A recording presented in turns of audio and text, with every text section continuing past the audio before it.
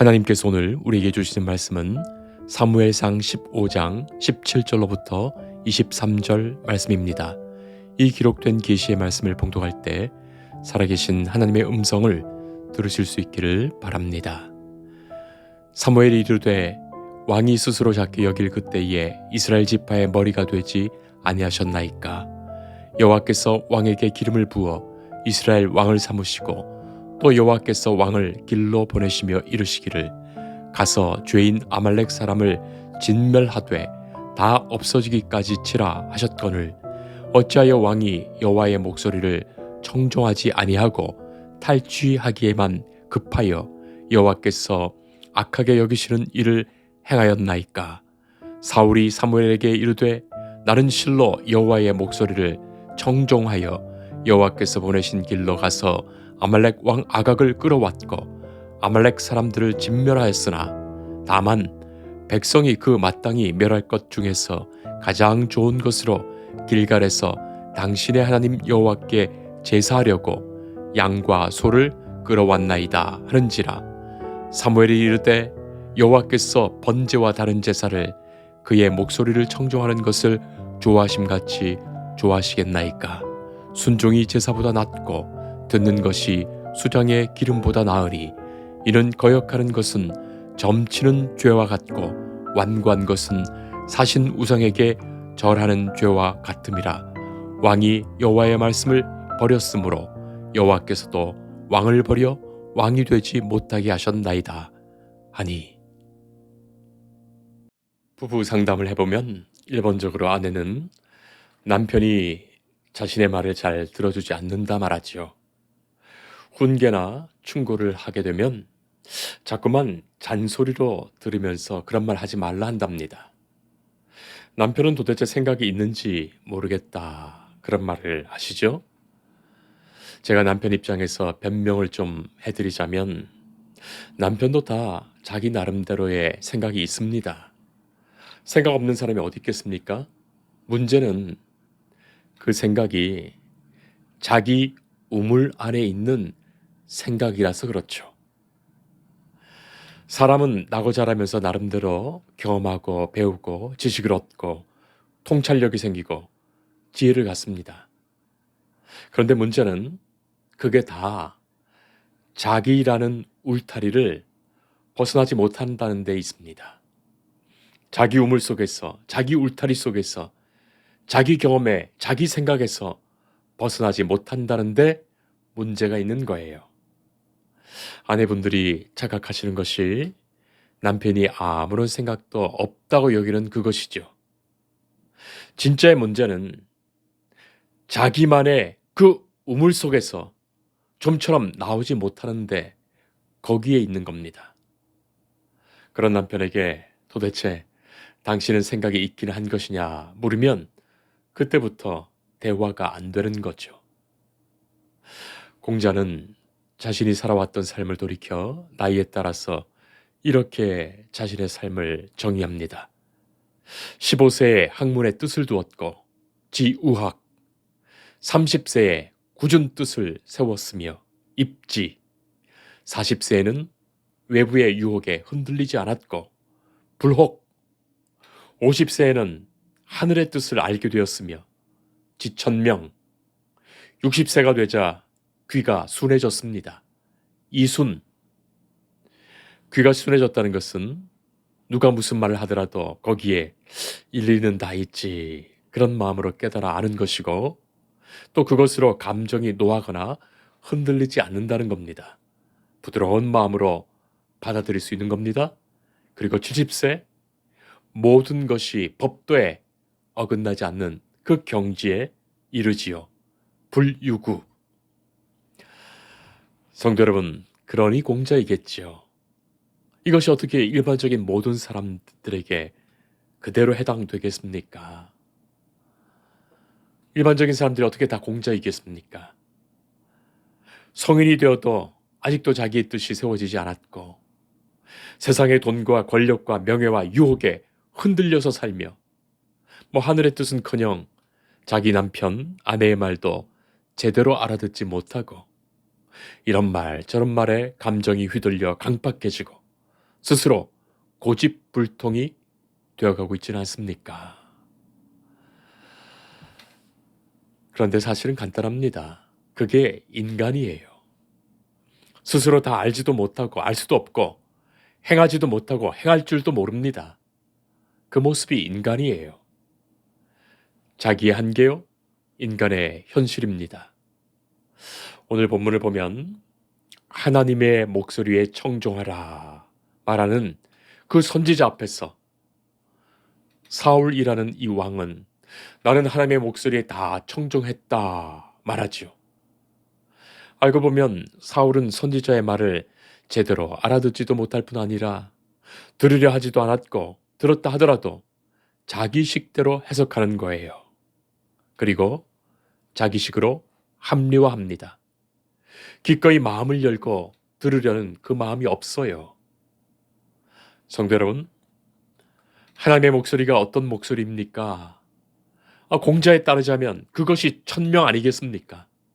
하늘의 목소리, 생명의 목소리, 이 복음의 말씀을 듣고 알 수 있는 그 귀가 열려야 하는데 전혀 듣지도 못하는 겁니다. 그러면서도 다 들었고 알고 있고 행하고 있다고 스스로 착각하며 삽니다. 그 모습이 우리의 모습은 아닌지요. 어떻게 생각해 보면 말 따로 행동 따로죠. 이상 따로 현실 따로입니다. 실은 우리의 마음에 진정성이 없는 거예요. 하나님은 그토록 마음과 중심의 진정성을 바라시는데 우리는 말과 형식만 따르는 척하니 말이죠. 오늘 우리는 예배 시간에 첫 송영을 불렀습니다. 누구와도 무엇과도 바꿀 수 없네. 예배드림이 기쁨됩니다. 고백했지요. 그리고 마지막 송영, 나 주님을 늘 믿으며 그 손을 의지하고 내 몸과 마음을 바쳐서 끝까지 충성하리. 고백합니다. 자, 그런데 성도 여러분, 가만히 생각해 보세요. 진지하게 생각해 보세요. 정말로 과연 나는 주님 앞에 그것을 믿음으로 고백하고 있는지, 정말로 주께 나와 예배드림이 누구와도 무엇과도 바꿀 수 없는 그것 되고 있습니까? 과연 주님을 늘 믿으며 그 손을 의지하십니까? 내 몸과 마음을 바쳐서 끝까지 충성하십니까? 입술은 있는데 마음이 없는 우리가 아니었습니까? 바로 그런 거예요. 말은 있는데 마음이 없는 것 말입니다. 알기는 아는데 진정으로 행하지 못하는 것 말입니다.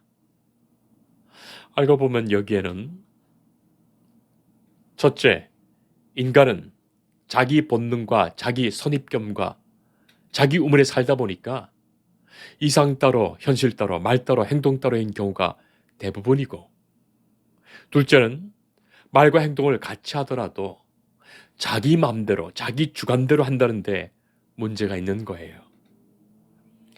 내 뜻과 내 방식을 벗어나지 못하니 진정한 의미에서 참된 변화가 없는 거예요.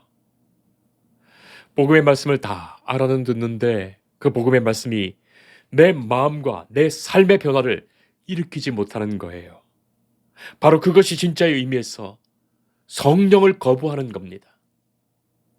날마다 내가 하고 있는 그대로, 내가 하고 싶은 대로 그대로, 내 생각대로, 내 좋은 대로 하려는 그 습성이 내게 꽉 차 있으니 말이죠. 사울 왕이 사무엘 선지자에게 내가 여호와의 목소리를 청종했는데 왜 그러시냐 되묻습니다. 성도 여러분, 우리의 생각을 잠시 멈춥시다. 하나님의 생각을 여쭈어 물읍시다. 내 생각을 그치고 스톱하고 하나님의 뜻에 내 생각을 맞추고 하나님의 그 뜻 앞에 하나님이 원하시는 바로 그것을 행하며 하나님이 이 일로 이루시는 그 역사를 소망하는 거기에 진정한 순종과 믿음이 있습니다. 예수님이 왜 그토록 바리새인, 서기관, 사두개인, 율법학자들을 질책하셨습니까? 그들이 생각이 없었습니까? 아닙니다. 자기 생각대로, 자기 방식대로 다 바꾸어 놓았기 때문이에요. 자기 하고픈 대로 다 하면서 그것이 하나님을 바르게 섬기고 따르는 것으로 철저히 합리화하는 그것입니다. 바로 거기에 말씀에 대한 왜곡이 있고 하나님의 마음을 배반하는 망령됨이 있는 거예요. 그것이 결국 거짓이요 위선입니다. 예수님은 바로 그것을 질책하셨습니다. 자, 그러나 예수님이 십자가를 지셔야만 하는 그 결과를 낳을 정도로 철저히 그들에게 거부되었던 거예요.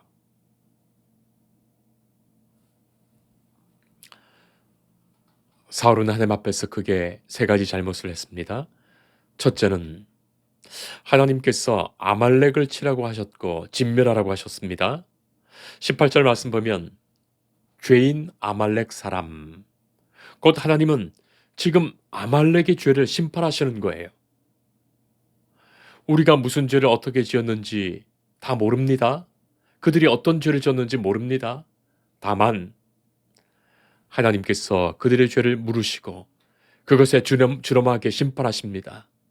바로 그 심판하시는 중에 이 사울과 이스라엘 백성들을 막대기처럼 사용하신 거예요. 그래서 이 전쟁은 약탈전이 아닙니다. 원수가 되어서 싸우는 전쟁이 아닙니다. 하나님의 심판을 집행하는 전쟁입니다. 하나님께서 심판하시고 그 심판을 이스라엘을 통하여 집행하실 뿐입니다. 그것이 하나님의 명령이에요. 그래서 이기게 하신 거예요. 이스라엘이 대단한 전투력이 있거나 잘 훈련된 군사가 있었거나 좋은 무기가 있어서 이긴 것 결코 아닙니다. 하나님이 아말렉을 몰아내셔서 이긴 전쟁이에요. 다만 하나님의 뜻을 준행하는 자로서의 하나님의 말씀의 순종만이 요구될 뿐입니다. 자, 그런데 이스라엘은 이 전쟁을 약탈전으로 만들었습니다. 좋은 것을 탈취해서 하나님의 전쟁을 인간의 전쟁으로 바꾸어 놓았어요. 그러니 하나님의 목소리를 겉으로는 청종하기는 했는데 자기 뜻대로 한 거예요. 자, 둘째, 기념비를 세웠습니다. 12절에 보면 사울이 갈멜에 이르러 자기를 위하여 기념비를 세웠다라고 되어 있습니다. 하나님의 은혜로 한 일이기에 인간의 기념비가 있을 수 없지요. 누구를 위한 기념비입니까? 하나님의 일은 하나님이 하신 것인데 인간의 기념비 다 헛된 교만이에요. 사랑하는 성도 여러분, 우리가 하나님의 일을 할 때도 마찬가지입니다. 인간의 이름은 다 지나가는 거예요. 잠시 내 기억에 남았다가 지나가는 거예요. 후손이 알아서 기억할 것도 아닙니다. 내 자식도 잊어버리는 것을 어느 후손이 기억합니까? 다만 하나님이 기억하시기에 하나님 앞에서 살 뿐입니다. 그리고 오직 하나님의 이름과 그 영광이 남을 뿐이에요. 성도는 하나님의 마음속에 이름을 새길 뿐입니다. 우리가 돈과 물질로 하나님을 섬길 수도 있고 봉사와 헌신과 기도로 하나님을 섬길 수 있습니다. 그런데 그것으로 자기 이름을 내거나 자기 기념비를 만들면 그것은 하나님의 일이 되지 않습니다. 돈 주고 명예를 산 것이지 온전한 봉헌이 아닙니다. 명예까지 드려야 합니다. 깨끗이 드려야 합니다. 하나님의 은혜와 하나님의 능력으로 할 수 있었던 일이기 때문입니다. 섭섭해하지도 말 것이고 하나님이 아시면 되니 사람들 앞에서 내 이름 남기려고 내 기념비 남기려 하지 말 것입니다. 세 번째는 사무엘을 통하여 꾸짖음을 받고 훈계받을 때 사울이 하나님의 목소리를 듣고 분명히 그 자리에서 회개할 수 있어야 했는데 그 기회를 놓치고 말았습니다. 이것이 하나님의 목소리를 순종하지 못한 결정적인 모습이에요. 바울은 핑계되었습니다. 왕과 소의 소리가 들리는 것이 어찌미냐 묻는 선지자에게 당신의 하나님을 핑계댑니다. 21절에 당신의 하나님 여호와께 제사하려고 양과 소를 취하였나이다 말하지요. 성도 여러분, 하나님께 드리는 것, 내 것 드려 합니다.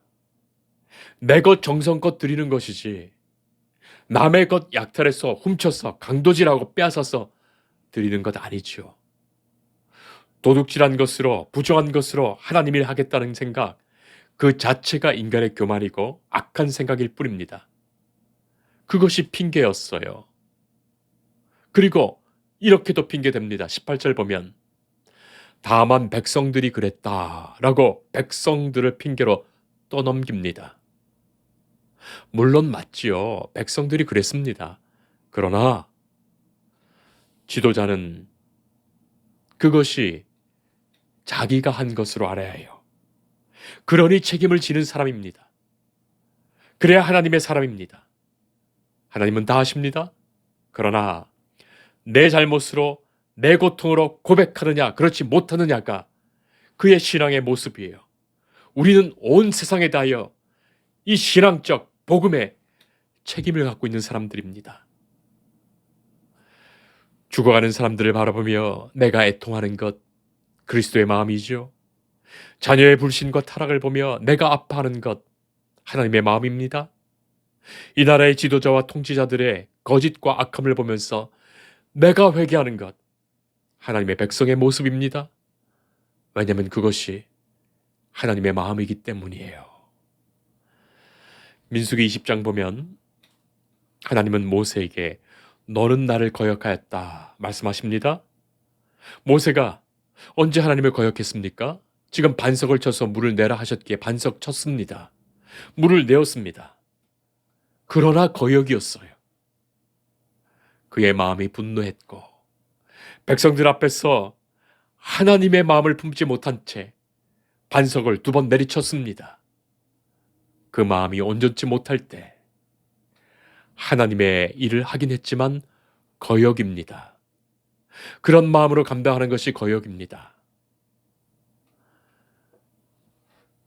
이 어려운 개척교회를 우리가 섬기며 주의 일을 감당하면서 주님의 그 마음으로 우리가 섬기며 일하며 전다며 예배하게 하옵소서. 하나님의 마음, 주님의 마음, 그것이 진짜의 순종입니다. 억지로 하는 것을 사람들은 적당히 칭찬하지만 하나님은 기뻐하시지 않습니다. 하나님이 나를 사용하심에 감사하고 나에게 베푸시는 은혜를 생각하며 감사하고 나를 사랑하심에 그 은혜와 그 사랑에 1000분의 1, 10,000분의 1이라도 보답하고자 하는 바로 그 마음에서 드리는 진정의 것이 합니다. 하나님은 그 중심과 마음을 보시기에 그렇습니다. 사울이 이끄는 백성이 아말렉을 이겼습니다. 그러니 전쟁에 승리했고 승리하면 되었다고 생각합니다. 그러나 하나님의 뜻은 그것 아니었습니다. 인간은 목적만 이루면 된다고 생각하지만 하나님은 어떻게 그것을 이루는지를 보시는 거예요. 어떤 마음으로, 어떤 태도로, 어떻게 이루어 가는지 하나님은 그것을 주목하여 보십니다. 바로 그 어떻게에 실패하면 그것을 거역이라고 말씀하시는 거예요. 23절에 거역하였다.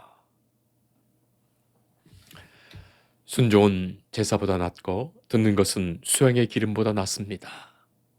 하나님은 그 목소리, 당신의 목소리를 순종하는 것을 더 기뻐하십니다.